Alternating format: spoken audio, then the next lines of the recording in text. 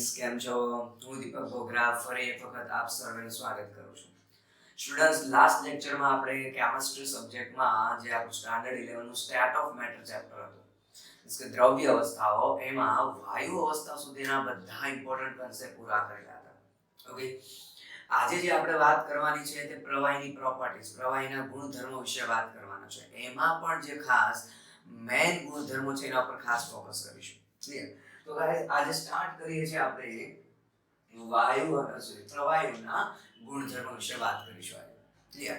તો શું કહીએ છીએ ગાઈસ, ધ્યાન રાખો. તો સૌથી પહેલા તો આપણે વાત કરીએ છીએ ઓકે કે પ્રવાહીના ગુણધર્મો. તો બેઝિકલી માહિતી તો બધાને ખબર છે કે ભાઈ પ્રવાહી છે તે ઘન અને વાયુની વચ્ચેની અવસ્થા તરીકે લઈએ છે, કારણ કે પ્રવાહીમાં અણુ વચ્ચેનું જે આકર્ષણ બળ છે એ વાયુના અણુ વચ્ચે કરતા પ્રવાહીમાં આકર્ષણ બળ વધારે હોય, પણ ઘન કરતા પ્રવાહીનું આકર્ષણ બળ કેવું હોય? ઓછું હોય છે. ઘનમાંના અણુ વચ્ચે જે આકર્ષણ બળ હશે એની કરતા પ્રવાહીના અણુ વચ્ચેનું આકર્ષણ બળ ઓછું હોય. અને એટલે જ આપણે કહી શકીએ ઘનની સાપેક્ષમાં પ્રવાહીના અણુઓ દૂર હોય અને વાયુના અણુની સાપેક્ષમાં પ્રવાહીના અણુ નજીક હોય. તો ઓલ ઓવર એવું કહી શકાય કે પ્રવાહી છે તે મધ્યવર્તી અવસ્થા છે. ઓકે, તો એના જે અગત્યના ગુણધર્મો છે, કયા કયા ગુણધર્મો છે? સૌથી પહેલા આપણે ગુણધર્મોનું લિસ્ટ બનાવીએ ગાઈસ. તો સૌથી પહેલા ગુણધર્મોમાં એક તો આપણે કહી દઈએ આકાર. ઓકે, બીજું આપણે કહીએ છીએ ગાઈસ કદ. ત્રીજું આપણે કહીએ એની ઘનતા. ક્લિયર? ચોથું આપણે કહીએ ગાઈસ તેના પ્રસરણનો ગુણધર્મ.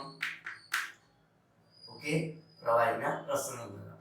પાંચમું આપણે કહી દઈશું ગાઈસ તો એની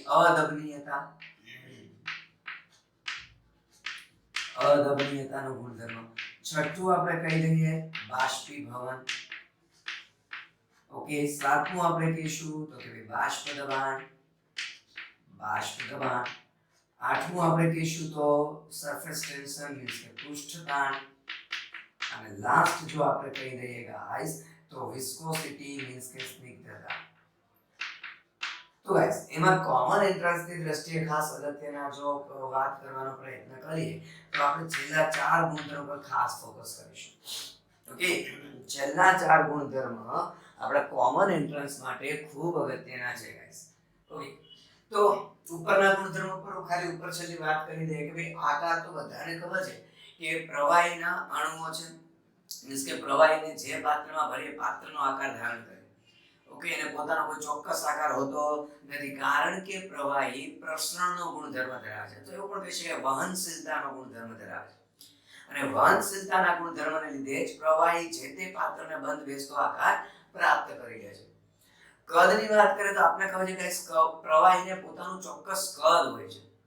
એનું કદ છે એ સીધી વસ્તુ છે, પાત્રના આકાર સાથે કદને કોઈ લેવા દેવા નથી. એટલે કદ પાત્રના આકાર પર આધાર રાખતું નથી. પ્રવાહીને પોતાનું ચોક્કસ કદ હોય છે. ઘનતા તો સીધી વસ્તુ છે, ઘન પદાર્થ કરતા પ્રવાહીની ઘનતા ગાઈસ ઓછી હોય છે, પરંતુ વાયુની સાપેક્ષમાં પ્રવાહીની ઘનતા વધારે હોય છે. કારણ કે ઘનતા એટલે આપણે કહીએ છીએ દળ ભાગ્યા કદ. તો જો ઘન અવસ્થા, પ્રવાહી અવસ્થા, વાયુ અવસ્થાનો ચોક્કસ જથ્થો લેવામાં આવે, દળ ફિક્સ રાખે, પણ કદની દ્રષ્ટિએ વાત કરીએ તો ત્રણેય અવસ્થામાં દળ ફિક્સ રાખેલું છે, પણ ઘનમાં અણુ નજીક હોય એટલે એનું કદ ઓછું થશે, એટલે ઘનતા મેક્સિમમ થશે ત્રણેય અવસ્થામાં. પ્રવાહીમાં ઘનની સાપેક્ષમાં કદ વધારે હોય તો ઘનની સાપેક્ષમાં પ્રવાહીની ઘનતા ઓછી, અને વાયુઓમાં જે કદ ખૂબ વધારે હશે એટલે વાયુની સાપેક્ષમાં પ્રવાહીની ઘનતા વધારે હોય છે. ગાઈસ, પ્રસરણનો ગુણધર્મ. ઓકે, એ પહેલા આપણે વાત કરી દઈએ પહેલા અદબનીયતા. કારણ કે પ્રસરણમાં આપણે થોડું ડાયાગ્રામ દ્વારા સમજીશું. ઓકે, અદબનીયતા સીધી વસ્તુ છે ગાઈસ કે વાયુઓમાં ખાસ કરીને દબનીયતાનો ગુણધર્મ હોય, સંકોચનશીલતાનો ગુણધર્મ હોય. કારણ કે વાયુના અણુ દૂર હોય એટલે એને દબાણ લગાવીને આપણે નજીક લાવી શકીએ, પણ વાયુની કમ્પેરમાં ઓલરેડી પ્રવાહીના અણુ નજીક છે. ઓકે, વાયુના અણુઓની સાપેક્ષમાં પ્રવાહીના અણુ વચ્ચેનું આંતરઆણ્વિક આકર્ષણ બળ ઓલરેડી વધારે છે. એટલે હવે જો કદાચ એના પર દબાણ લગાવવા જાવ, ઓકે, તો ઉલટાનું અપાકર્ષણ વધવા કરશે. તો પ્રવાહીની પોતાનું કોઈ ચોક્કસ પ્રવાહીની સપાટી પર ખાસ દબાણની અસર થતી નથી. એટલે એવું કહી શકાય કે વાયુની સાપેક્ષમાં પ્રવાહી અને ઘન બંને અદગનીય છે, અસંકોચનશીલતાનો ગુણધર્મ દર્શાવે છે. પણ ગાઈસ હવે વાત કરીશું પ્રસરણ. ઓકે, પ્રસરણની આપણે વાત કરીશું, ધ્યાન આપજો. તો ચોથી પ્રોપર્ટી વાત કરીએ છીએ ગાઈસ પ્રસરણ. તો ગાઈસ વાયુની સાપેક્ષમાં પ્રવાહીને પણ, ઓકે, જે આપણે ગ્રાહમનો વાયુ પ્રસરણનો નિયમ ભણેલા હતા વાયુ માટે, એમ પ્રવાહીને પણ પ્રસરણનો ગુણધર્મ હોય. પણ ગાઈસ વાયુની સાપેક્ષમાં પ્રવાહીમાં પ્રસરણ કેવું થાય? ધીમું થાય. વાયુમાં ફટાફટ થાય, કારણ કે વાયુના અણુઓ એકબીજાથી કેવા છે? દૂર દૂર છે, એટલે એક બે અણુ વચ્ચે ત્રીજો અણુ ઈઝીલી પાસ થઈ શકે. તો પ્રવાહીમાં પ્રસરણ ધીમું છે. ઓકે, તો કઈ રીતે? તો પહેલી વસ્તુ આપણે કહે છે પ્રવાહીને પણ પ્રસરણનો ગુણધર્મ. જો કોઈ ડાયાગ્રામ દ્વારા સમજવાનો પ્રયત્ન કરીએ ગાઈસ, ડાયાગ્રામ દ્વારા, કે માની લો આ મારી પાસે કોઈ અંકિત નળાકાર છે અથવા કોઈ કાચનું પાત્ર છે કે જેમાં આપણે પ્રસરણ ઓબ્ઝર્વ કરવું છે. ચાલો, ઓકે, માની લો મેં અત્યારે શરૂઆતમાં પાણી ભરી દીધું છે અને પછી આલ્કોહોલ, સપોઝ ઇથેનોલ હું એડ કરું છું. ચાલો, ઇથેનોલ આપણે ઉમેરીએ છીએ, પણ એવી રીતે જેથી ઇથેનોલ પ્રવાહીની આપણે પાત્રની સપાટીને સ્પર્શીને જાય. તો શરૂઆતમાં શું થશે ગાઈસ? એ ઇથેનોલ અહીંયા પોતાનું લેયર બનાવશે. ઇથેનોલ, તો શરૂઆતમાં આપણે ઇથેનોલ અને પાણી એની વચ્ચે આ ફિક્સ બાઉન્ડ્રી લાઈન, હદ રેખા જોઈ શકીશું. શરૂઆતમાં હદ રેખા ક્લિયર હશે, પણ આને થોડો સમય રહેવા દેશું તો ધીમે ધીમે, ઓકે, હદ રેખા મોટી થતી જશે. જો આવી જાડી થતી જશે, હદ રેખા છે તે જાડી થતી જશે. ઓકે, ફરી પાછું હજુ વધારે સમય રાખશું, ફરી પાછી હદ રેખા થોડીક મોટી થશે, ફરી પાછી હદ રેખા મોટી થશે, અને એક સમય એવો આવશે કે બંને પછી એકબીજામાં એક સમાન રીતે મિક્સ થઈ ગયા છે. તો જોયું તમે, પહેલા ક્લિયર કટ હદ રેખા હતી, હદ રેખા એકદમ એક સૂક્ષ્મ દોરી જેવી હતી. પછી જેમ જેમ સમય ગયો એમ હદ રેખાની પહોળાઈ વધતી ગઈ. એ સૂચવે છે કે પ્રસરણ થતું જાય છે. પણ કેવું પ્રસરણ થયું? ધીમું પ્રસરણ થયું. ધીમું પ્રસરણ થયું એટલે જ સમય સાથે ધીમે ધીમે હદ રેખાની જાડાઈ વધતી ગઈ. તમે આ પ્રેક્ટિકલ ઘરે કરવો તો પણ કરી શકો છો. જેમ કે હું તમને કહું, પાણીમાં આપણે શાહી, ઓકે, પેનની જે શાહી આવે એનું એક ટીપું નાખીએ પાણીની સપાટી પર, તો શરૂઆતમાં પાણી ઉપર શાહી, માનો કે હું જરા ડ્રો કરીને આ માની લઈએ પાણીની સપાટી છે અને અહીંયા આપણે શાહીનું ડ્રોપ્સ નાખેલું છે. તો શરૂઆતમાં ક્લિયર કટ બાઉન્ડ્રી દેખાશે. ઓકે, શાહીનું જે ટીપું છે એની વર્તુળાકાર ક્લિયર કટ બાઉન્ડ્રી દેખાશે, હદ રેખા દેખાશે.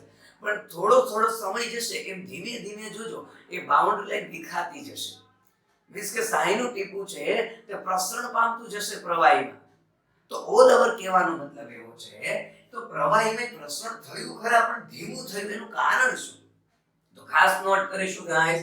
તો પ્રવાહીમાં પ્રસરણ ધીમું થવાના કારણો આપણે કહીએ. ઓકે, કે પ્રવાહીમાં પ્રસરણ ધીમું થાય છે. એ ધીમું થવાના કારણો આપણે બે રીતે સમજાવી શકીએ. એક તો શું કહી શકીએ ગાઈસ? એક કયું કારણ આપી શકીએ કે વાયુઓની સાપેક્ષમાં પ્રવાહીના અણુ કેવા હોય? નજીક નજીક હોય. એટલે કદાચ ચાલો કે જે અહીંયા આ જે બાઉન્ડરી લાઈન હતી એને આપણે થોડુંક ઝૂમ કરીને સમજાવવાનો પ્રયત્ન કરીએ. ઓકે, તો કઈ રીતનો? તો માની લો કે આ પાણીના અણુઓ છે. જોજો, માની લો હું આટલો એવો ભાગ ઝૂમ કરીને બતાવવા કરું છું. તો આ પાણીના અણુઓ છે. ઓકે, અને ઉપર સપોઝ આપણે ઇથેનોલના અણુ દોરવાનો પ્રયત્ન કરીએ તો આ જે અણુઓ છે તો કોના છે ભાઈ? ઇથેનોલના અણુઓ છે. તો ઓરેન્જ કલર છે તે પાણીના અણુ છે, બ્લુ કલર છે તે ઇથેનોલ છે. હવે શું થશે કે આ સપાટી પરના અણુ એકબીજામાં પ્રસરણ પામવા તો જશે, પણ આ સપાટી પરના અણુ જ્યારે ઉપરની બાજુ ઇથેનોલમાં જવા કરશે તો આ જે નીચે રહેલા પાણીના અણુ છે ને એને નીચે તરફ ખેંચતું આકર્ષણ બળ લગાડે અને પકડી રાખે છે, જવા નહીં દે સહેલાઈથી. સેમ ટુ સેમ ઇથેનોલના અણુઓ છે એ આ પાણીના ફર્સ્ટ લેયરમાં અંદર ઘૂસણખોરી કરવા કરશે, પ્રસરણ મિશ્ર થવા કરશે, પણ ઉપર રહેલા ઇથેનોલના અણુ એને ઉપરની તરફ ખેંચવા કરશે, કારણ કે આકર્ષણ બળ છે. તો પહેલું રીઝન એ આપી શકાય કે વાયુના અણુઓની સાપેક્ષમાં પ્રવાહીના અણુ વચ્ચે આકર્ષણ બળ વધારે છે અને એ આકર્ષણ બળ પ્રસરણમાં અવરોધ ઉત્પન્ન કરે છે. એ પોતાના અણુઓને ખેંચી રાખવા કરે છે, બીજા સપાટીમાં જવા દેતા નથી. તો પહેલું રીઝન એ આપી શકાય ગાઈસ કે વાયુઓની સાપેક્ષમાં પ્રવાહીના અણુ અણુ વચ્ચેનું આંતર આણ્વીય આકર્ષણ બળ કેવું હોય છે? વધારે હોય છે. એક તો રીઝન. અને આકર્ષણ બળને કારણે પ્રસરણમાં અવરોધ ઉત્પન્ન કરે છે.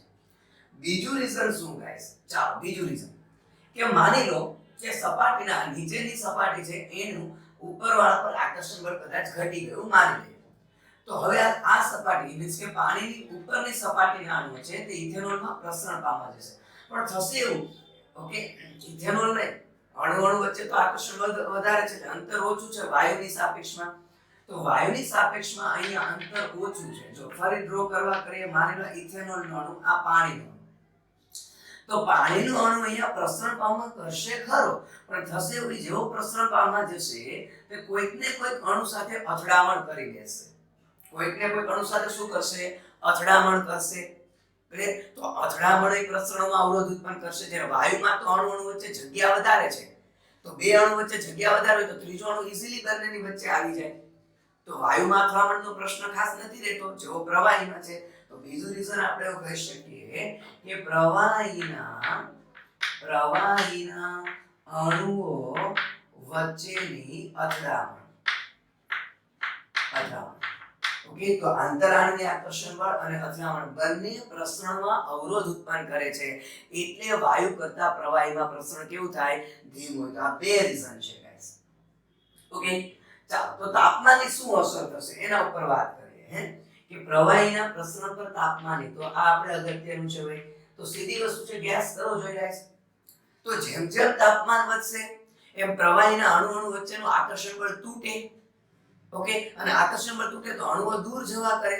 તો હવે જો એક તો આકર્ષણ બળનો પ્રશ્ન દૂર થઈ ગયો. ઓકે, અને આકર્ષણ બળ તૂટ્યું તો અણુ વચ્ચે જગ્યા વધી ગઈ. તો બીજો અણુ ઈઝીલી બંનેની વચ્ચે આવશે એટલે અથડામણનો પ્રશ્ન સોલ્વ. ક્લિયર? તો ગાઈસ જેમ જેમ તાપમાન વધે એમ પ્રવાહીનું પ્રસરણ કેવું થાય? ઝડપથી થાય. પ્રવાહીનું પ્રસરણ ઝડપથી થાય. ઓકે, તો એમસીક્યુ માટે આપણે તો ખાસ શા માટે પ્રવાહીનું પ્રસરણ ધીમું થાય એના બે રીઝન અને તાપમાન સાથે પ્રસરણ વધે છે એ આપણને કામ લાગીશું. ક્લિયર? ચાલો હવે વાત કરીશું ગાઈસ બાષ્પીભવન. તો નેક્સ્ટ પ્રોપર્ટી કહીએ છે છઠ્ઠો ગુણધર્મ બાષ્પીભવન, ઇવેપોરેશન. તો આ પણ આપણા માટે એક અગત્યનો કન્સેપ્ટ ગાઈસ. જો ઉત્કલન બિંદુ અને બાષ્પીભવન આમાં ડિફરન્સ છે. ઉત્કલન બિંદુ એટલે તો આપણે શું કહીએ છીએ ગાઈસ કે જે તાપમાને પ્રવાહીનું બાષ્પ દબાણ આ વાતાવરણના દબાણ જેટલું થાય એ તાપમાને ઉત્કલન બિંદુ કહેવાય. જ્યારે બાષ્પીભવન એવું છે ગાઈસ, જો પાણી 100 ડિગ્રી સેલ્સિયસ તાપમાને ઉકળે છે. પાણી કયા તાપમાને ઉકળે છે? 100 ડિગ્રી સેલ્સિયસ તાપમાને ઉકળે. તો શું 100 ડિગ્રી કરતા નીચું તાપમાને તો પાણી બાષ્પ નહીં બને? બને ગાઈસ. દરેક તાપમાને વધતા ઓછા પ્રમાણમાં બાષ્પ સ્થિતિમાં જવાનો ગુણધર્મ ધરાવે છે. અને એના આ ગુણધર્મને શું કહેવાય? બાષ્પીભવનનો ગુણધર્મ કહેવાય. તો સૌથી પહેલા તો આપણે વ્યાખ્યા નોટ કરીશું ગાઈસ. ઓકે, તો શું કહે છે વ્યાખ્યા? આપણે એવું કહે છે કે પ્રત્યેક પ્રવાહી દરેક તાપમાને વધતા ઓછા પ્રમાણમાં બાષ્પ અવસ્થામાં જવાની વૃત્તિ રાખે છે. પ્રવાહીના આ ગુણધર્મને શું કહે છે ગાઈસ? બાષ્પીભવનનો ગુણધર્મ. તો દરેક પ્રવાહી બાષ્પ અવસ્થામાં જવાની વૃત્તિ હોય દરેક તાપમાને. પ્રવાહીના આ ગુણધર્મને શું કહે છે ગાઈસ? બાષ્પીભવનનો ગુણધર્મ કહીએ છીએ. હવે બાષ્પીભવન થવાનું કારણ શું છે એ સમજીએ. કે માની લો મારી પાસે પાત્રમાં કોઈ પ્રવાહી છે. ઓકે, માની લો આ કોઈ પાત્ર છે. ઓકે, આ પાત્ર છે અને એમાં મેં પ્રવાહી ભરેલું છે. ઓકે, તો શું હોય છે? ચાલો પ્રવાહીના અણુઓને ત્રણ ભાગમાં વહેંચે. ચાલો, એક તો સપાટી પરના અણુઓ, આ સપાટી પરના અણુઓ. ઓકે, આ વચ્ચેના ભાગના અણુઓ આપણે કહી દઈએ અને આ સૌથી નીચેના અણુઓ. તો સીધી વસ્તુ છે, પ્રવાહીની જે સપાટી છે વાતાવરણના કોન્ટેક્ટમાં છે, વાતાવરણમાંથી ઉષ્મા મેળવી શકે છે, અને એનો મતલબ પ્રવાહીના જે સપાટી પરના અણુઓ છે એની ગતિ ઊર્જા કાઇનેટિક એનર્જી કેટલી હોય? સૌથી મેક્સિમમ હોય. ઓકે, નીચે છે આપણે એવું કહી શકીએ કાઇનેટિક એનર્જી મિનિમમ હશે અને આની મધ્યમ હશે. તો સપાટી પરના અણુઓ મીન્સ કે પ્રવાહીના અણુઓ જુદી જુદી ગતિ ઊર્જા ધરાવતા હોય, બધા અણુઓને સરખી ગતિ ઊર્જા હશે નહીં. તો જે સપાટી પરના અણુઓ છે એ વાતાવરણમાંથી ડાયરેક્ટલી ઉષ્મા મેળવી શકે છે, કારણ કે વાતાવરણના સીધા કોન્ટેક્ટમાં છે ગાઈસ. ઓકે, અને એને લીધે જે સપાટી પરના અણુઓ છે એ ઝડપી ગતિ કરે છે, અને વધુ ગતિ ઝડપી ગતિને કારણે એ કેવી વૃત્તિ રાખે? સપાટી છોડી જવાની એસ્કેપી ટેન્ડન્સી હોય. એસ્કેપી કોના માટે વપરાય છે ગાઈસ ઇંગ્લિશમાં? કે જેલમાં પૂરેલો કેદી હોય એ જેલ તોડીને જો કોઈ બી રીતે જેલમાંથી ભાગી જાય એને આપણે એસ્કેપી કહીએ છીએ. ટૂંકમાં જેલમાંથી ફરાર થઈ ગયેલો કેદી, તો ભાગી જવાની વૃત્તિ છે. તો સપાટી પરના અણુઓને પણ એસ્કેપી પ્રકારની ટેન્ડન્સી છે, એની ગતિ ઊર્જા વધારે છે. ગતિ ઊર્જા વધારે છે તો અથડામણ વધારે હશે, અને અથડામણ વધારે ઇન શોર્ટ કહી શકાય પ્રવાહીના અણુ વચ્ચે ઝઘડો વધારે છે, અને ઝઘડો છે એટલે પ્રવાહી અણુ સપાટી છોડીને જવાની વૃત્તિ રાખે. ક્લિયર?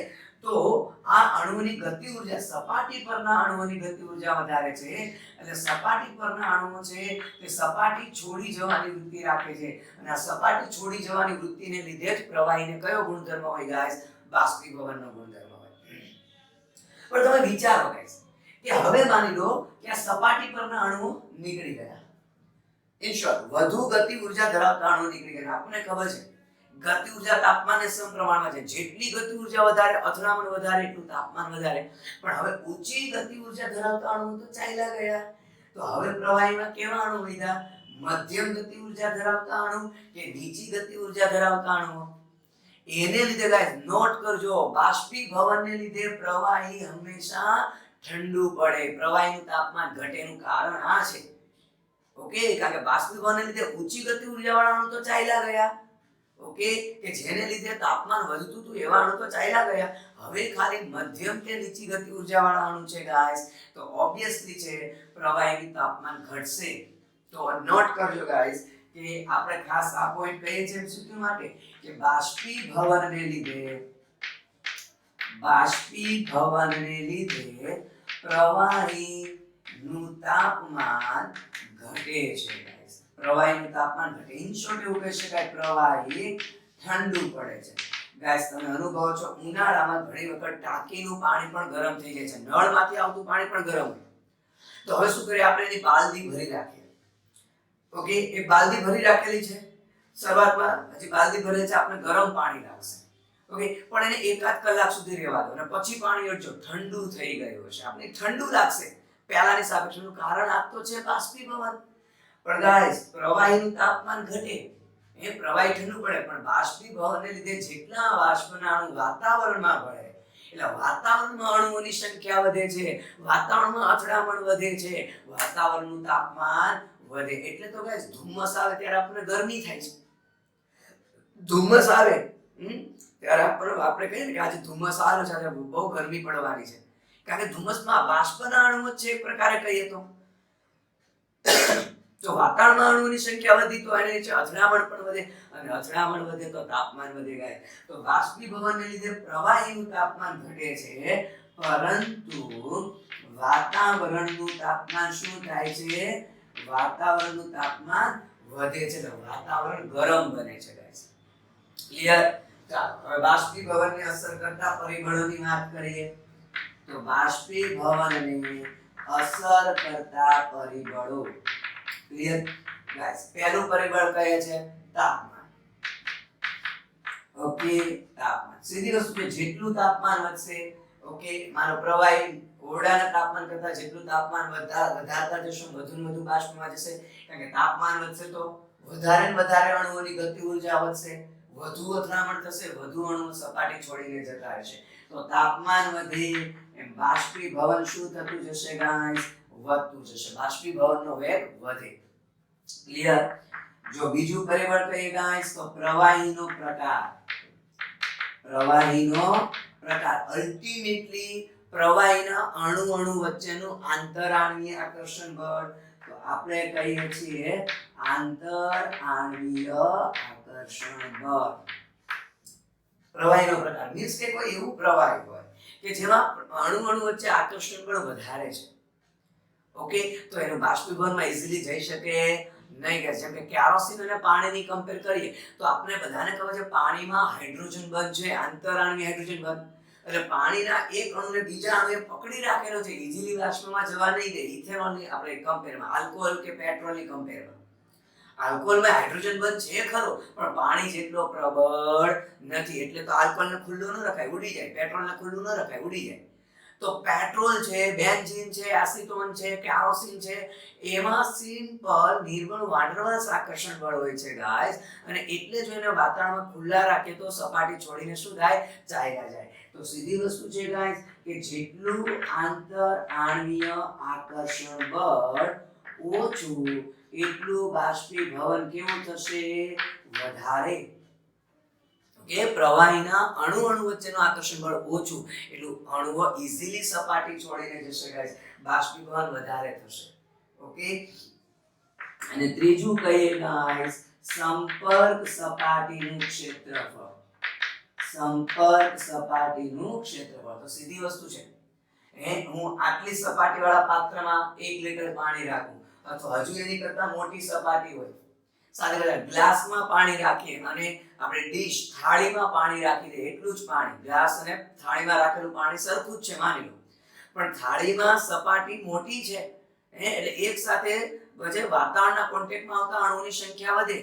તો જો સંપર્ક સપાટીનું ક્ષેત્રફળ તો ગ્લાસ કરતા થાળીમાં રાખેલું પાણી ઇઝીલી બાષ્પીભવન પામે. તો જેટલું સંપર્ક સપાટીનું ક્ષેત્રફળ વધારે એટલું બાષ્પીભવન ઝડપથી થશે ગાઈસ. ક્લિયર છે? બાષ્પીભવન ઝડપથી થશે. ઓકે, ચાલો તો આ કોની વાત થઈ ગાઈસ? બાષ્પીભવનની વાત થઈ. હવે આપણે વાત કરવાની છે બાષ્પ દબાણ. તો ફરી પાછો અગત્યનો કન્સેપ્ટ ગાઈસ, સાતમી પ્રોપર્ટી પ્રવાહીની વાત કરી દઈએ છીએ આપણે, બાષ્પ દબાણ. તો સીધી વસ્તુ છે ગાઈસ, શબ્દ ઉપરથી જ ખ્યાલ આવે છે, બાષ્પ દ્વારા લાગતું દબાણ. બાષ્પ દ્વારા લાગતું દબાણ એને આપણે શું કહે છે? બાષ્પ દબાણ કહીએ છીએ. તો કઈ રીતે કરીશું? ચાલો તો સીધી વસ્તુ, જો બાષ્પ દબાણ માપવું છે તો પાત્ર તો બંધ સ્થિતિમાં જ હોવાનું છે. ઓકે, જરા ડાયાગ્રામ દ્વારા સમજાવવાનો પ્રયત્ન કરીએ ગાઈસ આપણે. જો કે ભાઈ માની લો કે આપણી પાસે કોઈ પાત્ર છે અને પાત્રમાં કોઈ પ્રવાહી રાખેલું છે. માની લો આ પ્રવાહીની સપાટી છે અને એ પાત્ર આપણે બંધ સ્થિતિમાં રાખેલું છે, કારણ કે તો જ બાષ્પ દબાણ માપી શકાશે. માની લો પાણી જ રાખેલું છે, હું માની લઈએ. તો આ જે પણ તાપમાન હશે, તાપમાન અનુરૂપ શરૂઆતમાં શું થશે? પાણીના અણુઓ છે તે બાષ્પ અવસ્થામાં જશે. તો શરૂઆતમાં પ્રક્રિયા આવી થાય છે કે જે H2O લિક્વિડ છે એ H2O વેપરમાં જાય છે, બાષ્પમાં. H2O ની બાષ્પ બને છે. એનો મતલબ ખાલી પુરોગામી પ્રક્રિયા થશે. પણ જેમ જેમ વધુ ને વધુ બાષ્પીભવન થશે એ ઓબ્વિયસલી છે ગાઈસ, અહીંયા પાણીની એટલે કે પ્રવાહીની સપાટી પર બાષ્પના અણુઓની સાંદ્રતા શું થતી જશે? વધતી જશે. શરૂઆતમાં બાષ્પ એટલી બધી નહોતી એટલે બાષ્પ અને પ્રવાહી વચ્ચે ચોક્કસ આપણે હદ રેખા દેખાતી હતી, પણ જેમ જેમ વધુ ને વધુ બાષ્પ બનશે હદ રેખા અદૃશ્ય થતી જશે એવું કહી શકાય. હવે ગાઈસ કે જે આ બાષ્પના અણુઓ છે એ ત્રણ પ્રકારની અથડામણ કરતા હોય, કે બાષ્પના આ અણુ વચ્ચે પણ અથડામણ થતી હોય. ઓકે, બાષ્પના અણુ અને પાત્રની દિવાલ સાથે પણ અથડામણ થતી હોય, અને બાષ્પના અણુ અને પ્રવાહીની સપાટી વચ્ચે પણ અથડામણ થતી હોય. ત્રણ પ્રકારની અથડામણ, અણુ વચ્ચેની અથડામણ, બાષ્પના અણુ અને પાત્રની દિવાલ વચ્ચેની અથડામણ, અને બાષ્પના અણુ અને પ્રવાહીની સપાટી વચ્ચે. તો એક સમય એવો આવશે કે અહીંયા બાષ્પની સાંદ્રતા મેક્સિમમ થશે. તો એમાં અહીંયા બાષ્પના ત્રણ પ્રકારની અથડામણ કરે છે. બાષ્પના અણુની ગતિ ઊર્જા જુદી જુદી હશે. તો જે ધીમી ગતિ ઊર્જા ધરાવતા અણુ હશે એ જ્યારે પ્રવાહીની સપાટી પર અથડામણ કરવા આવશે તો એ ધીમી ગતિ ઊર્જાને લીધે પ્રવાહીના અણુઓ તેને ખેંચી લેશે.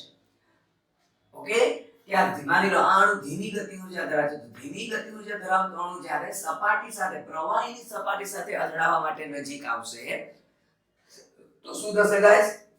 કે પ્રવાહીના અણુઓ નિર્બળ આકર્ષણને કારણે બાષ્પના અણુને ખેંચી લેશે અને પ્રવાહીમાં કન્વર્ટ કરી નાખશે.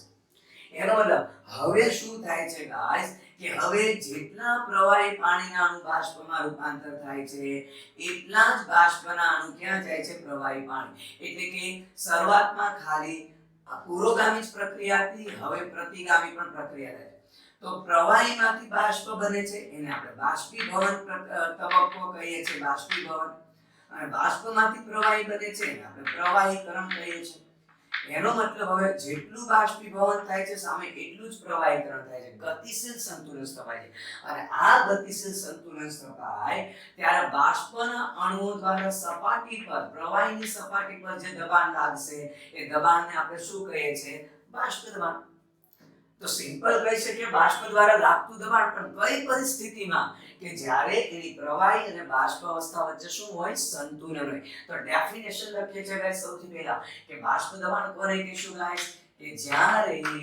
પ્રવાહી તેની બાષ્પ અવસ્થા સાથે પ્રવાહી તેની બાષ્પ અવસ્થા સાથે ગતિશીલ સંતુલનમાં હોય ગતિશીલ સંતુલનમાં હોય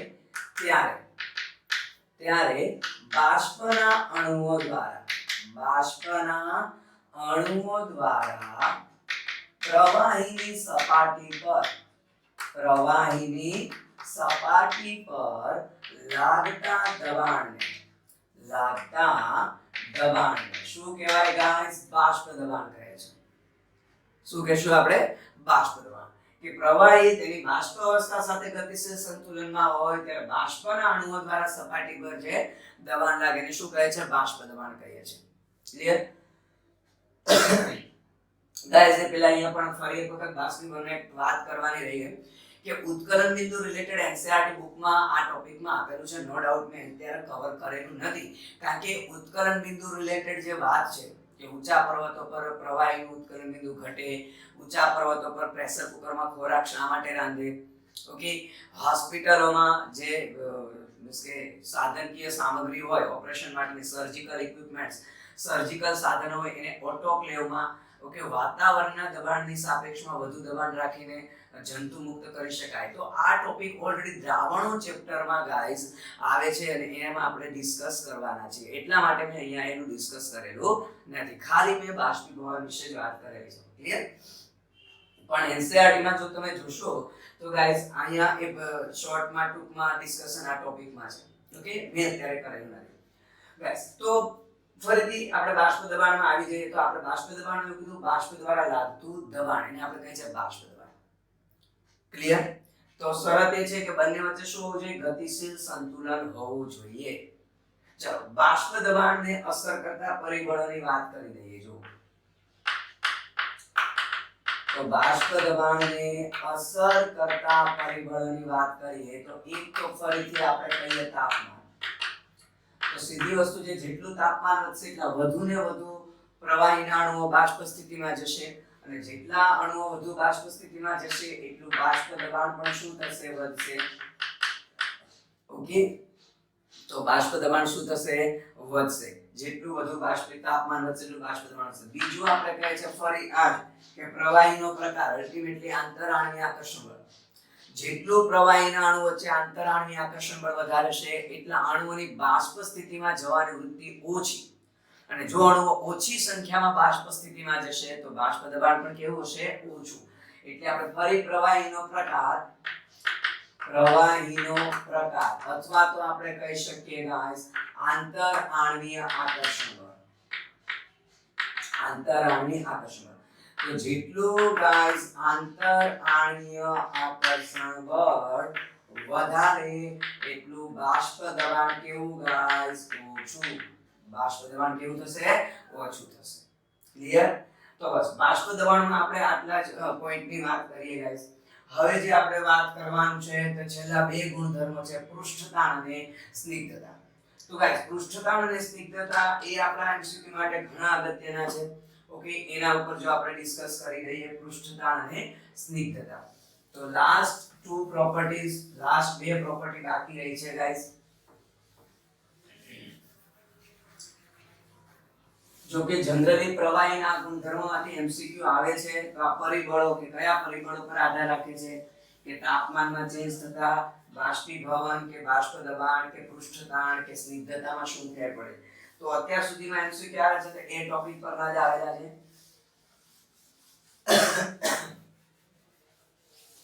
તો ગાઈસ સ્નિગ્ધતા અને પૃષ્ઠતાણ તો લગભગ તમારા ફિઝિક્સમાં પણ આવે છે, બરોબર? તો બંને સબ્જેક્ટમાં કામ લાગે એવો ટોપિક છે. તો આપણે વાત કરીએ છીએ ગાઈસ પૃષ્ઠતાણ વિશે વાત કરીએ છીએ આપણે. તો નેક્સ્ટ પ્રોપર્ટી કહીએ છીએ આપણે પ્રવાહીનો આઠમો ગુણધર્મ કહીએ છીએ પૃષ્ઠતાણ. સરફેસ ટેન્શન જેને આપણે કહીએ છીએ ગાઈસ. પૃષ્ઠતાણ તો શબ્દ સમજો, પૃષ્ઠ એટલે સપાટી, તાણ એટલે બળ. તો સપાટી પર લાગતું બળ એને આપણે શું કહીએ છીએ? પૃષ્ઠતાણ. ઓકે, તો બસ આવું જ કંઈક વાત કરવાની છે. ઓકે, સપાટીના અણુઓ હશે એના પર કંઈક બળ લાગે છે. કયું બળ લાગે છે? જો અહીંયા સપાટી પર લાગતું દબાણ વાત કરી હતી, બાષ્પ દબાણમાં. અહીંયા કંઈક બળ વિશે સમથિંગ વાત કરવાની છે. કે ફરી માની લઈએ, આકૃતિ દ્વારા સમજાવવાનો પ્રયત્ન કરીએ આપણે ગાઈસ. જો આકૃતિ દ્વારા સમજાવવાનો પ્રયત્ન કરીએ કે માની લો એક પાત્રમાં આપણે એક પ્રવાહી લઈ લીધેલું છે. તો જનરલી પ્રવાહીની સપાટી વક્ર હોવાનું કારણ ગાઈસ પૃષ્ઠતાણ છે. હવે શું થાય છે જો કે ભાઈ અંદર જથ્થામાં જે અણુઓ રહેલા છે એ કે એની આજુબાજુમાં એના જેવા જ બીજા અણુઓ દ્વારા એને આકર્ષણ બળ લાગતું હોય છે. જો એનો મતલબ કે સમાન પ્રકારના અણુ દ્વારા શું હોય છે? ઘેરાયેલો હોય છે. સમાન પ્રકારના અણુ દ્વારા, એટલે આને સમમિતીય બળ કહેવાય. તો જો આપણે વચ્ચેનો અણુ ધારી લઈએ તો વચ્ચેના અણુને આ બાજુનો અણુ જેટલું ખેંચવા કરે છે એટલું જ એની વિરુદ્ધ બાજુએ ખેંચતો અણુ છે. જેટલો નીચેની તરફ ખેંચતો અણુ છે બળ વચ્ચે એટલો જ ઉપરની તરફ બળ લગાડતો અણુ છે. મીન્સ કે આ મધ્યમાં રહેલા અણુઓ પર બધી બાજુથી એક સરખા અણુઓ દ્વારા આકર્ષણ બળ લાગે છે, સમાન આકર્ષણ બળ લાગે છે. તો એને સમમિતીય બળ કહેવાય. સમમિતીય બળ એટલે પરિણામી બળ, આ અણુ પર પરિણામી લાગતું બળ કેવું કહેવાય? શૂન્ય કહેવાય. ક્લિયર? પણ સપાટી પર જે રહેલો અણુ છે, માની લો આ સપાટી પર, એવું નહીં એક જ સપાટી પરના બધા અણુ, ઓકે, સપાટી માની લો અહીંયા કોઈ એકમ લંબાઈની રેખા કલ્પી લઈએ. તો રેખાની એક બાજુ રહેલો જે અણુ છે એના પર આ એની બીજી બાજુ રહેલા અણુ એને નીચેની તરફ ખેંચતું, મીન્સ કે સપાટીને સમાંતર આપણે કહી શકીએ અને સપાટીને લંબ રૂપે ખેંચતું આકર્ષણ બળ લગાડે છે. અને એ આકર્ષણ બળને કારણે પ્રવાહી છે તે નીચે તરફ શું થાય છે? ખેંચાયેલી રહે છે. બસ આ ગુણધર્મ તો શું કહેવાય? પૃષ્ઠતાણ કહેવાય. ઓકે, આ ગુણધર્મને પૃષ્ઠતાણ કહેવાય. તો અહીંયા જે હું બોલેલું છું એને શબ્દમાં લખેલું, વ્યાખ્યા બની ગઈ. તો સૌથી પહેલા વ્યાખ્યા કહીએ છીએ. શું કહેશું વ્યાખ્યા? કે પ્રવાહીની સપાટી પર કલ્પેલી એકમ લંબાઈની રેખા, જો કાલ્પનિક રેખા છે, હું એવું બોલ્યો કલ્પેલી એકમ લંબાઈની રેખા. તો પ્રવાહીની સપાટી પર કલ્પેલી એકમ લંબાઈની રેખાની એક બાજુ એ રહેલા અણુઓ પર રેખાની બીજી બાજુ રહેલા અણુઓ એ રેખાને સમાંતર અને લંબ રૂપે જે બળ લગાવે છે એ બળને જ આપણે શું કહે છે? પૃષ્ઠતાણ કહે છે. ક્લિયર? તો સૌથી પહેલા આપણે ડેફિનેશન કહીએ છીએ ગાઈસ કે પ્રવાહીની મુક્ત સપાટી પર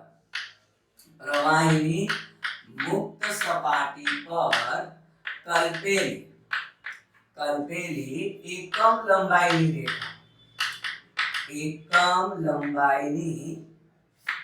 રેખા ની એક બાજુએ રહેલા અણુ પર રેખાની બીજી બાજુ રહેલા અણુઓ રેખાને સમાંતર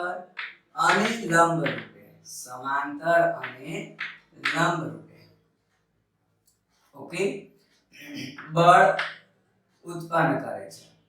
તો રેખાની એક બાજુ રહેલા અણુ પર રેખાની બીજી બાજુ રહેલા અણુ સમાંતર અને રેખાને લંબ રૂપે બળ ઉત્પન્ન કરે છે. આ બળને આપણે શું કહીએ છીએ? આ બળને આપણે પૃષ્ઠતાણ કહીએ છીએ. તો પૃષ્ઠ ઉપર તાણ લાગે છે, તાણ એક પ્રકારનું બળ લાગે છે. અને જો ગાઈસ આ પૃષ્ઠતાણને લીધે ઓકે કે સપાટી પરનો અણુ જો નીચે તરફ ખેંચવા વાળા અણુ છે અને પૃષ્ઠતાણને લીધે પ્રવાહીના અણુઓ છે તે સપાટી પર રહેવાની વૃત્તિ નહીં રાખે. સપાટી પર રહેવાની વૃત્તિ ઓછી હોય, સપાટી છોડી જવાની વૃત્તિ રાખે. પણ સપાટી છોડીને બહાર બાષ્પમાં જવાની વૃત્તિ નહીં, એ અંદર આવી જવાની વૃત્તિ રાખે. કે નીચે તરફ કેટલા આ અણુ કેવી વૃત્તિ રાખશે? સર કેટલો ઝડપથી પાછો અંદર વહી આવે. તો બીજો કોઈનું કોઈક ને કોઈક તો સપાટી પર આવશે, ફરી પાછો એ ઝડપથી અંદર આવવાની વૃત્તિ રાખે. ટૂંકમાં પૃષ્ઠતાણને લીધે અંદર તરફ ખેંચતું બળ લાગે છે અને એટલે પ્રવાહીના અણુઓની સપાટી પર રહેવાની વૃત્તિ ખાસ હોય નહીં, સપાટી પર રહેવાની વૃત્તિ ન હોય. અને તો અણુઓની મેક્સિમમ ટેન્ડન્સી કેવી હોય કે જેવી સપાટી પર આવે તો ફટાફટ નીચે આવી જવાની વૃત્તિ રાખે. અને જો એવી વૃત્તિ હોય, એવો ગુણધર્મ હોય તો સપાટીનું ક્ષેત્રફળ ઘટે. તો પૃષ્ઠતાણને લીધે સપાટીનું ક્ષેત્રફળ ઘટવા કરે છે ગાઈસ. ઓકે, તો એ પણ તમે નોટ કરી લેજો, હું લખીશ નહીં કે પૃષ્ઠતાણને લીધે સપાટીના અણુઓ સપાટી અંદર આવવાની વૃત્તિ રાખે છે, સપાટીની અંદર. ક્લિયર? તો પૃષ્ઠતાણને લીધે સપાટીનું ક્ષેત્રફળ ઘટવાનો પ્રયત્ન કરે છે. તો હવે ખૂબ અગત્યની વાત કરવાની છે ગાઈસ. ઓકે, કે પૃષ્ઠ ઊર્જા કોને કહેવાય? જો ધ્યાન આપજો. પૃષ્ઠ ઊર્જા અને પૃષ્ઠતાણ. પૃષ્ઠતાણને generally no doubt gamma symbol વડે દર્શાવે છે. અને પૃષ્ઠતાણ અને પૃષ્ઠ ઊર્જાનો એકમ સરખો છે, કયો છે? એ શીખીએ પૃષ્ઠ ઊર્જાને લીધે. તો પૃષ્ઠ ઊર્જા કોને કહેવાય? જો ધ્યાન આપજો ગાઈસ. તો આપણે કીધું સપાટી પર અણુઓ નીચે આવવા જવાની વૃત્તિ રાખે છે, સપાટી પર રહેવાની વૃત્તિ રાખતા નથી. તો સપાટીનું ક્ષેત્રફળ શું થવા કરે? ઘટવાનો પ્રયત્ન કરે ગાઈસ. તો પણ હવે જો મારે સપાટીનું ક્ષેત્રફળ વધારવું હોય તો શું કરવું પડે કે જે નીચે તરફ ખેંચતું બળ લાગે છે એને લીધે સપાટીનું ક્ષેત્રફળ ઘટે છે. પણ હવે તો મારે ક્ષેત્રફળ વધારવું છે. જો પ્રવાહીનું ક્ષેત્રફળ વધારવું હોય તો જ્યાં નીચે તરફ ખેંચતું બળ છે એનો મારે શું કરવું પડે? એની વિરુદ્ધ દિશામાં કાર્ય કરવું પડે, એની વિરુદ્ધ દિશામાં ઊર્જા લગાવવી પડે. તો પતી ગયું કે પ્રવાહીની સપાટીનું ક્ષેત્રફળ 1 એકમ જેટલું વધારવા માટે કરવું પડતું કાર્ય અથવા આપવી પડતી ઊર્જા, જે નીચે તરફ ખેંચતું બળ છે એના વિરુદ્ધમાં જે કાર્ય કરવું પડે, એના વિરુદ્ધમાં જે ઊર્જા લગાવવી પડે એને શું કહીએ છીએ? પૃષ્ઠ ઊર્જા. તો ડેફિનેશન બની ગઈ ગાઈસ. શું કહેશું ડેફિનેશન? આપણે આ રીતે ડેફિનેશન કરીએ છીએ. ચાલો, કે પ્રવાહીની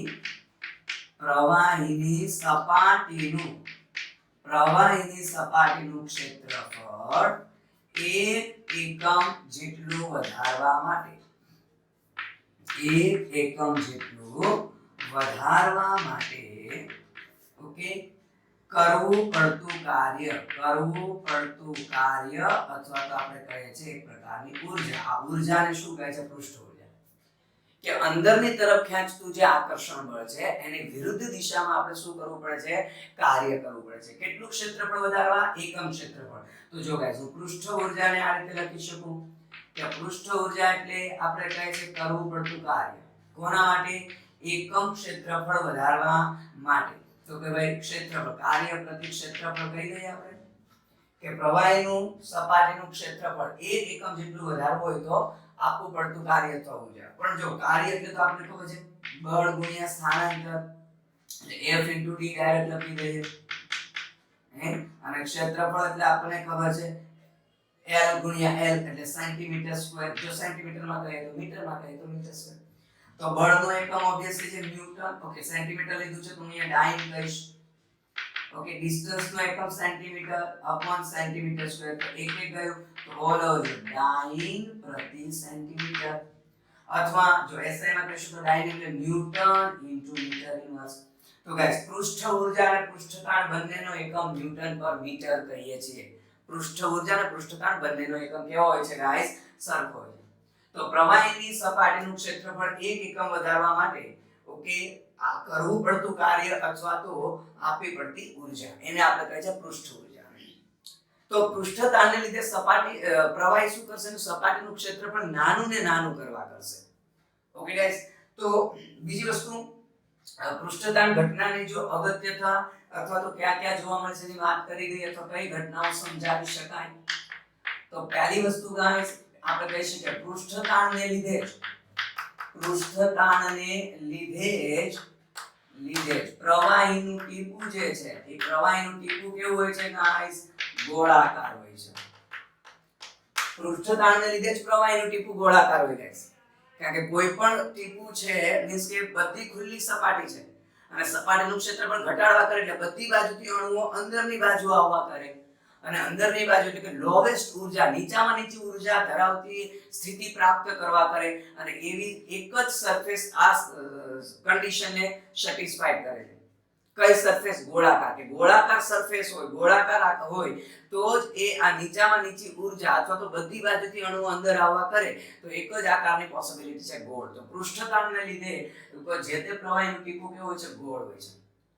પૃષ્ઠતાણને લીધે જ મર્ક્યુરીની સપાટી પણ ગોળાકાર હોય છે. તો આ વસ્તુ પણ સમજાઈ શકે કે પૃષ્ઠતાણને લીધે મર્ક્યુરી પારાની સપાટી કેવી હોય છે ગાઈસ? ગોળાકાર હોય છે. ઓકે, પૃષ્ઠતાણને લીધે જ. તો ઘણી ઘટના સમજાઈ શકે ગાઈસ. કોઈ પણ કાચ હોય, તૂટી ગયેલો કાચ, એની ધારદાર સપાટી હોય છે, બરોબર ને? તીક્ષ્ણ સપાટી હોય, પણ એ સપાટીને જો ગરમ કરો તો એ સપાટી લીસી, સ્મૂથ બને, ગોળાકાર બને.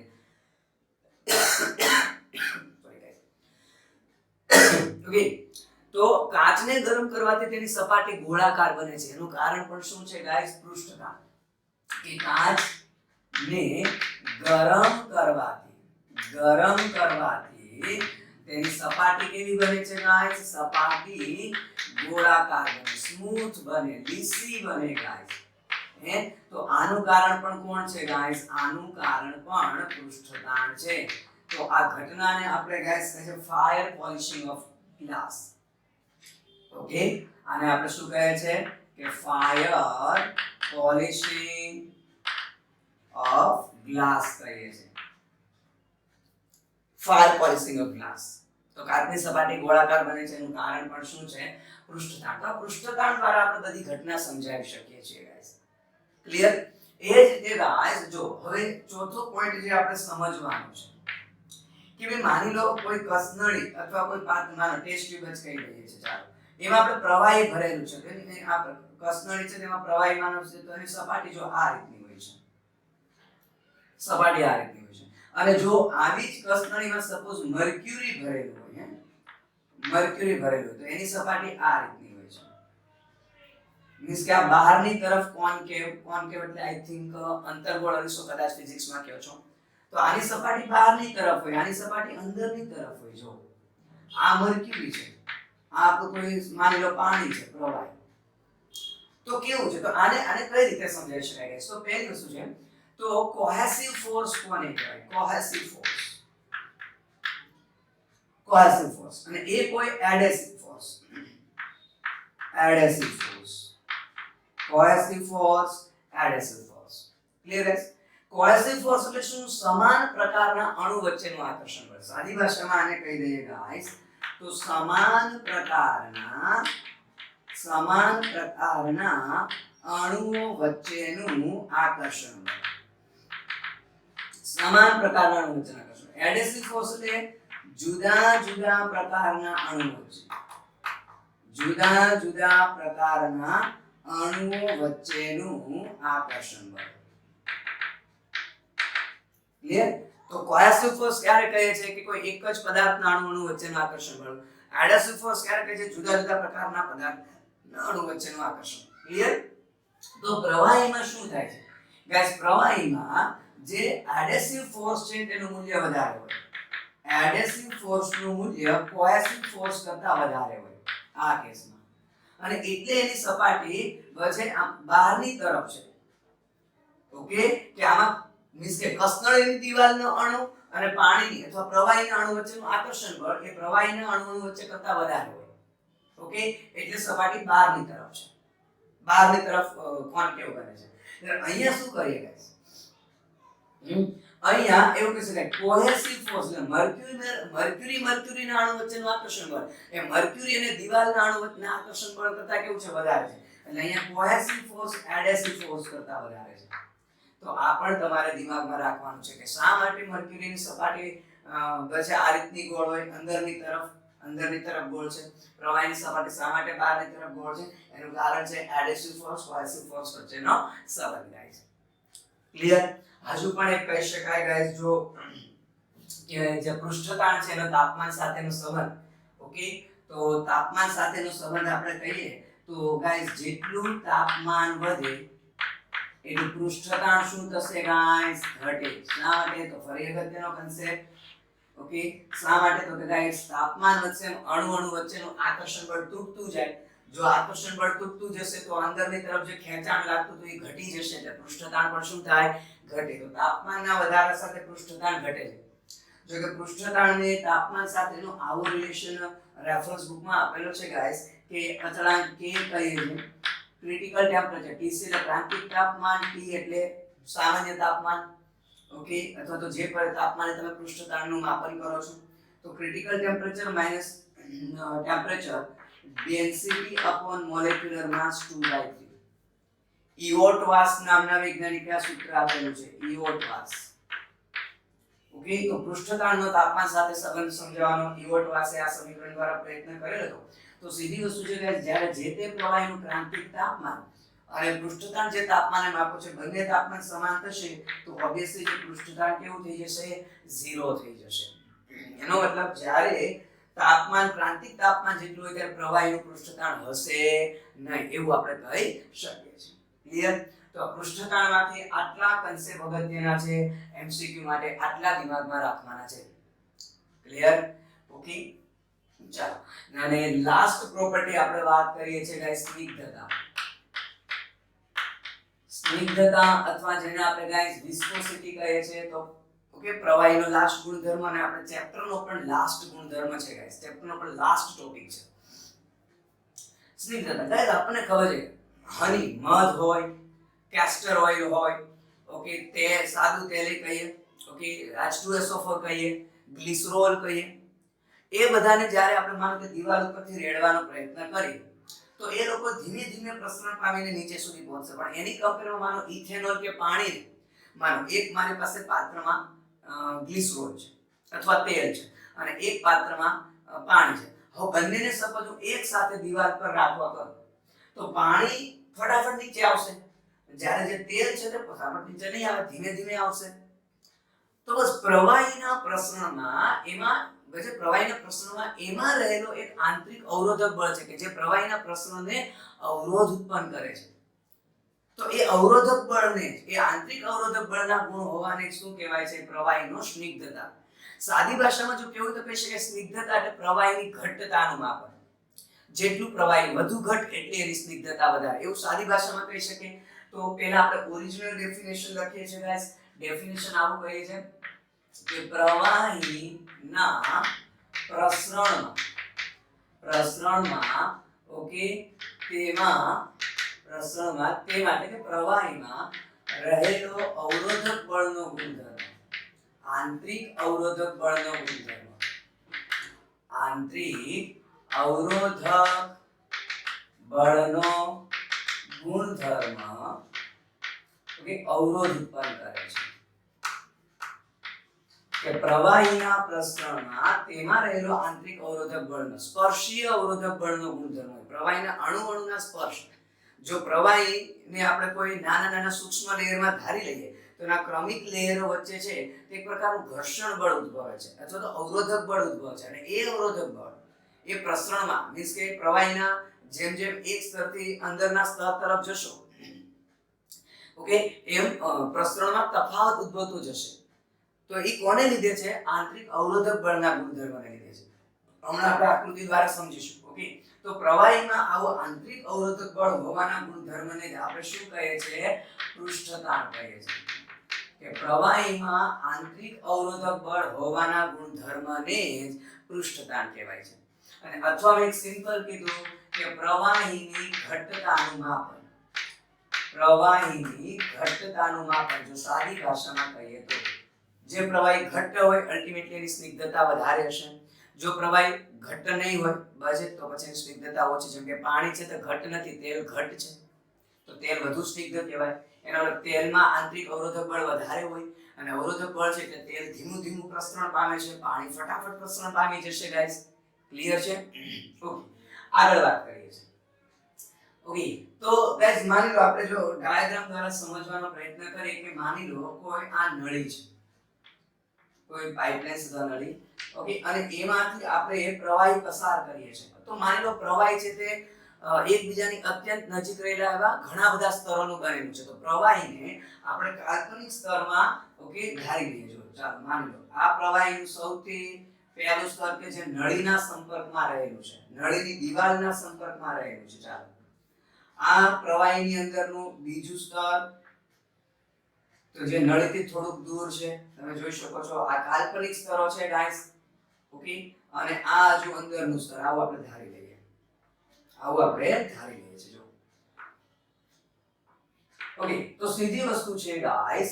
ઓકે, જે દિવાલના સંપર્કમાં છે, આ જે દિવાલના પ્રવાહી અથવા તો આ નળીના દિવાલના સંપર્કમાં જે પ્રવાહીનું સ્તર છે એનો વેગ ઓછો હશે. શું કામ? દિવાલના અણુ અને પ્રવાહીના અણુ વચ્ચે એવું એક પ્રકારનું મેં કહી દીધું ને, એડહેસિવ પ્રકારનું ફોર્સ હશે, એ વધારે હશે. પછી આ પ્રવાહીના અણુ વચ્ચેનું સ્પર્શી અવરોધક બળ એ આ દિવાલ અને પ્રવાહીના અણુ વચ્ચે જે અવરોધક બળ હતું એની કરતા પ્રવાહીના સ્તર વચ્ચેનું અવરોધક બળ ઓછું હશે. એટલે એની પછીનું જે સ્તર છે એનો વેગ, પ્રસરણનો વેગ એ આ પહેલા લેયર કરતા બીજા લેયરનો વેગ વધારે હોય. હજુ અંદરની તરફ તો તમે જોઈ શકો છો ગાઈસ, હું એવું કહેવા માંગુ છું, જેમ જેમ દિવાલથી અંદરની બાજુ આવો, પ્રવાહીને જો કાલ્પનિક સ્તરોમાં વહેંચી દઈએ તો એ કાલ્પનિક સ્તરોમાં જેમ જેમ વચ્ચેની બાજુ આવો એમ સ્પર્શી અવરોધક પણ ઘટતો જાય છે. એટલે વચ્ચેના બાજુના સ્તરનો વેગ કેવો હોય? વધારે હોય. એક સાદી ભાષામાં કહું, ચોમાસામાં નદીમાં ફૂલ પાણી હોય, પણ જેમ જેમ ચોમાસું જશે ને નદીમાં પાણીનું સ્તર ઘટશે તો તમે જોજો, નદીમાં પાણીનું સ્તર ઘટશે તો કિનારા પરથી પાણીના લેયર અંદર આવતું જશે, પણ જે વચ્ચેનું લેયર છે એ હજી ફૂલ સ્પીડમાં જતું હશે. એવું આપણે આમાં સમજી શકીએ. એનો મતલબ જેમ જેમ વચ્ચેની તરફ આવો એમ વેગ કેવો હશે? વધારે હશે. તમે સમજી શક્યા હશો જે મેં ઉદાહરણ આપ્યું છે. ઓકે, કિનારામાં કદાચ નદીમાં ફૂલ પાણી છે તો કિનારા પરના પાણીનો જે વેગ છે એની કરતા વચ્ચેની બાજુ પાણીનો ફ્લો કેવો હશે? વધારે હશે ગાઈસ.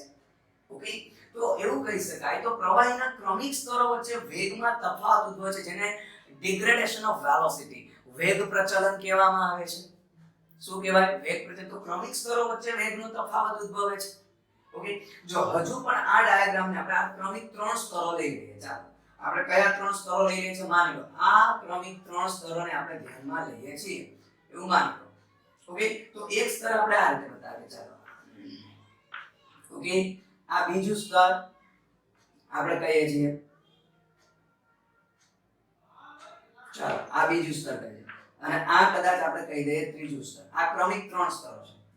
માની લો વચ્ચેના સ્તરનો વેગ હું u વડે દર્શાવું, વચ્ચેના સ્તરનો વેગ. તો આપણે કીધું ઉપરના સ્તરનો વેગ ઓછો છે, તો આનો વેગ કેવો હશે? એની કરતા બહુ સૂક્ષ્મ માત્રામાં છે, એટલે du કહીએ. ઓછો છે એટલે બાદ કરીશું. આનો કીધું ક્રમિક સ્તરો વચ્ચે વેગનો સૂક્ષ્મ તફાવત, એટલે આપણે du સૂક્ષ્મ તફાવત. અને નીચેના સ્તરનો વેગ આની કરતા વધારે છે તો આનો વેગ આપણે કહી દઈએ ચાલો u du હશે. અને માની લો આ જે ક્રમિક સ્તરો છે, આ ક્રમિક સ્તરો છે એમની વચ્ચેનું જે અંતર છે ફિક્સ છે dz. બે ક્રમિક સ્તર વચ્ચેનું અંતર સપોઝ આપણે કહી દઈએ છે dz અંતર. આ dz અંતર છે, આ બી dz અંતર છે. ક્લિયર? તો ગાઈસ આકૃતિ પરથી જોઈ શકો છો આ સ્તરનો વેગ u છે, તેની ઉપર એટલે કે જે નળીની દિવાલના સંપર્કમાં છે એનો વેગ થોડો એની કરતા ઓછો છે, એની નીચેવાળો સ્તર એની કરતા થોડો વધારે છે. તો ગાઈસ પ્રવાહીના સ્તરોના પ્રસરણ વચ્ચે એક પ્રકારનું એકબીજાને જકડી રાખતું બળ લાગે છે. એ બળ, ઓકે, સ્પર્શીય અવરોધક બળ કહે છે. એ બળ એ સપાટીના ક્ષેત્રફળને સમપ્રમાણમાં હોય. આ જે સમતલો ધારી લીધેલા છે એ સપાટીના ક્ષેત્રફળને સમપ્રમાણમાં હોય. અલ્ટિમેટલી એ બળ એ વેગ પ્રચલનની સમપ્રમાણ હોય. ગાઈસ વેગ પ્રચલન એટલે du/dz. ઓકે, એકમ અંતર દીઠ વેગમાં રહેલો તફાવત. વેગ પ્રચલન નોટ કરવું હોય તો કરી લેજો ગાઈસ. ઓકે, વેગ પ્રચલન કોને કીધું આપણે? કે અહીંયા આપણે કહી દઈએ છે વેગ પ્રચલન. શું કીધું મેં ગાઈસ? એકમ અંતરે. સાદી ભાષામાં કહો dz એટલે બે સ્તર વચ્ચેનું અંતર છે, તો એકમ અંતર દીઠ du એટલે આપણી વેલોસિટી છે, દીઠ વેગ નો તફાવત. એક સિમ્પલ આ રીતે કહી શકીએ, એકમ અંતર દીઠ પ્રવાહીના જે ક્રમિક સ્તરો છે એ સ્તરો વચ્ચે વેગનો તફાવત અને વેગ પ્રચલન કહીએ. તો ગાઈસ જો આ બંને સૂત્રોને આપણે ભેગા કરવાનો પ્રયત્ન કરીએ, ઓકે, અહીંયા લખી દઈશું ગાઈસ. તો સૂત્ર શું બનશે? F proportional to A into du/dz. હજી જો પ્રોપોર્શનાલિટી હટાવી દે તો મારો કોન્સ્ટન્ટ ઈટા મૂકી દઈએ છે, ઈટા into A du/ શું કહીએ છે? dz. તો ઈટા ને આપણે શ્યાનતા ગુણક કહીએ છીએ ગાઈસ. સીધી વસ્તુ છે. ઈટા ને શું કહે છે? શ્યાનતા ગુણક. નોટ કરજો. ઓકે, તો જો ગાઈસ મારે ઈટા ની વ્યાખ્યા આપવી હોય, ઈટા ની મારે શું કરવી છે? વ્યાખ્યા આપી છે ગાઈસ. તો કઈ રીતે વ્યાખ્યા આપી શકીશું? જો હું ઈટા ને કરતા બનાવી દઉં, તો ઈટાને કરતા બનાવશું એટલે થશે F dz. F dz છેદમાં શું આવશે A d. તો જો વ્યાખ્યા આપી છે ગાઈસ, તો બળ હું ઓકે જો સીજીએસ પદ્ધતિમાં કહું તો ડાયનમાં કહી દઉં ઓકે, પણ જો બળને અત્યારે F રાખે, dz એટલે અંતર છે, માનો અંતર હું 1 સેન્ટીમીટર લઈ લઉં છું, આ વેગ છે એને 1 સેન્ટીમીટર પર સેકન્ડ લઈ લઉં છું, સપાટીનું ક્ષેત્રફળ છે એને 1 સેન્ટીમીટર સ્ક્વેર લઈ લઉં છું. પતી ગયું કે એકમ સપાટીનું ક્ષેત્રફળ ધરાવતા અને એકબીજાથી એકમ સેન્ટીમીટરના અંતરે રહેલા જો બે ક્રમિક સ્તરો વચ્ચે વેગનો તફાવત 1 સેન્ટીમીટર પર સેકન્ડ હોય તો એવા કિસ્સામાં સપાટીઓ વચ્ચે લાગતું સ્પર્શી અવરોધક બળને શું કહેવાય? ઈટા. વ્યાખ્યા બની ગઈ જો હે ગાઈસ, હું એક્સ્ટ્રા કોઈ સ્પેસ નથી તો તમે લખજો, હું બોલું છું ઓકે, હું અત્યારે લખતો નથી તો હું બોલું છું એ પ્રમાણે તમે નોટ કરતા જજો. મેં આને ખાલી શબ્દોમાં કન્વર્ટ કરેલું છે. જો ગાઈસ, જેટલું સિસ્ટમેટિક યાદ રાખશો એટલું જ તમને ફાયદો થશે, ગોખવો નહીં પડે. ફરી શું કીધું કે એકમ સપાટીનું ક્ષેત્રફળ ધરાવતા અને એકબીજાથી એકમ સેન્ટીમીટરના અંતરે રહેલા જો ક્રમિક સ્તરો વચ્ચે 1 સેન્ટીમીટર પર સેકન્ડના તફાવતનો 1 સેન્ટીમીટર પર સેકન્ડના વેગનો તફાવત હોય તો એવા સમતલો વચ્ચે લાગતા સ્પર્શીય અવરોધક બળને આપણે શ્યામતા ગુણાંક અથવા ઈટા કહીએ છીએ. સિમ્પલ. તો એકમ એ તરવાઈ જાય ગાઈસ. હે જો માની લો કે મારે એકમ તારવો છે, હું જરા અહીંયા તારી દઉં એકમ. જો અહીંયા એકમ તારવી, F નો એકમ સપોઝ હું સીજીએસ માં કહું તો ડાઈન, બળનો એકમ ડાઈન ઓકે. dz તો આપણે કહી દીધું સેન્ટીમીટર ઓકે, ફરી સેન્ટીમીટર સ્ક્વેર, ફરી સેન્ટીમીટર પર સેકન્ડ, છેદનો છેદ અંશમાં તો 1 સેન્ટીમીટર ગયું તો શું થયું? જો ડાઈન સેન્ટીમીટર -2 સેકન્ડ. અથવા જો આપણે એમકેસ પદ્ધતિમાં કહીએ તો ડાઈન ને બદલે ન્યૂટન મીટર -2 સેકન્ડ થઈ જશે guys. Newton metre -2 second. Guys, આ જે સીજીએસ માં એકમ કીધું ને એક પોઈસ કહેવામાં આવે. શું કહેવામાં આવે? એક પોઈસ કહેવામાં આવે છે. એક પોઈસ. પાઉસેલી આ વૈજ્ઞાનિકના નામ પરથી છે. શું છે ગાઈસ? પાઉસેલી વૈજ્ઞાનિકના નામ પરથી છે ઓકે. તો એક પોઈસ નોટ કરજો ગાઈસ, એટલે 1/10 SI યુનિટ થાય ઓકે. એક પોઈસ નો મતલબ 1/10 SI યુનિટ. તો ન્યૂટન મીટર -2 સેકન્ડ અથવા એને કિલોગ્રામ અને આમે લખી શકાય જો ન્યૂટન ની આપણે કિંમત તો કિલોગ્રામ મીટર ઇન્વર્સ સેકન્ડ. તો ઓલ ઓવર એવું કહી શકાય કે 1 પોઈસ એટલે અહીંયા આપણે લખીશું ગ્રામ સેન્ટીમીટર ઇન્વર્સ સેકન્ડ. તો 1 પોઈસ એટલે આપણે શું કહી શકીએ? બસ અલ્ટિમેટલી 1 પોઈસ થઈ ઓકે. ક્યાં લખ્યું જો 1 પોઈસ એટલે હું કહી શકું 1 gram per centimetre second is equal to 1 poise okay. તો જો મેં કીધું એક પોઈસ એટલે 1/10 SI યુનિટ થશે. Clear guys? તો આ જે દરેક વસ્તુ છે તે કોના રિલેટેડ વાત હતી ગાઈસ? સરફેસ આપણે વિસ્કોસિટી સ્નિગ્ધતા રિલેટેડ વાત હતી. તો ખૂબ અગત્યના ટોપિક હતા ગાઈસ. તો અહીંયા આપણે પ્રવાહીના ગુણધર્મો અને ચેપ્ટર પણ પૂરું કરીએ છીએ ગાઈસ ઓકે. જેટલા પણ અગત્યના અને ઇમ્પોર્ટન્ટ ટોપિક હતા તે ડિસ્કસ કરેલા છે.